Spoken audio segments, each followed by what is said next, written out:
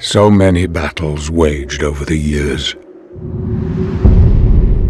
and yet none of them like this. Well, we were not outlaws, but DC was the respectable uptown outfit, even though back then we were on Madison and 57th, and it was cool, but we all figured we were on our way out. Mutants. We now find ourselves on the edge of extinction. You'll need to go into the past to end this war before it ever begins. We just come off of our mega arc, which was the death of Dark Phoenix, and we just done the unimaginable at the time by killing off Jean Grey. How anyone could do that and get away with it and leave it as something that would not be altered was unheard of at the time. The cool thing about the X-Men was that because there was no internet, we could catch people by surprise, which is what 137 did. No one saw the death of Jean coming, not the least of which the creators. And part of our attitude was, we've just done this one unforgivable thing. How could we top it? What could we do that would be even more dramatic, more horrific, more cool?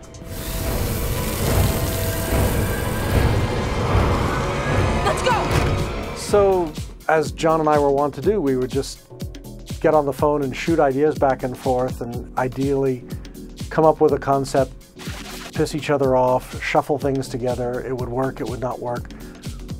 We'd find the story we wanted to tell.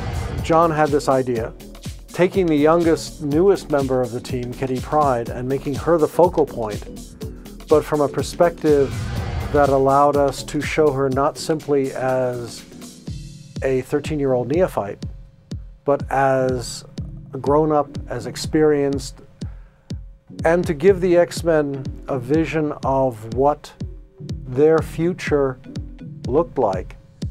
And it's not a happy ending. There is a new enemy out there. You'll need a new weapon for this war.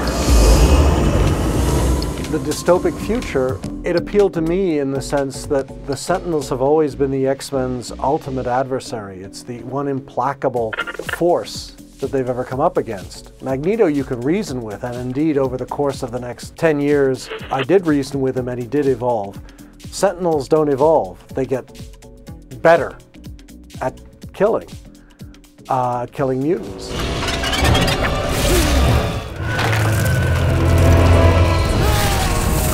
The interesting irony was that the first story I gave an assistance to as a young punk when I was still in university was a Sentinels arc that Roy Thomas did in the Avengers, where casting them into the sun was kind of my idea, or them going off into the sun.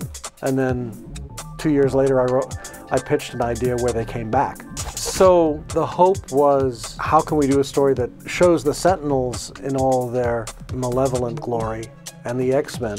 And one thing we kind of came back to and I kind of bonded with was the idea that, what if the Sentinels win?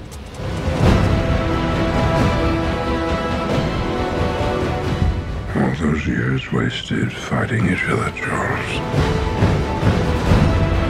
I've watched a lot of people die. Friends. The circumstances you have in the original Days of Future Past is the world is on the brink of global thermonuclear war.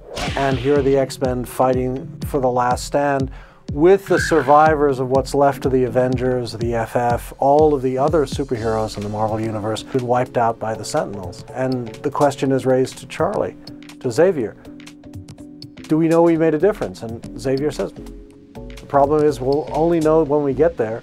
And when we get there, if we're wrong and we haven't made things better, it's too late. So his attitude is, we have to start working now to make sure that doesn't happen, to help build a better world.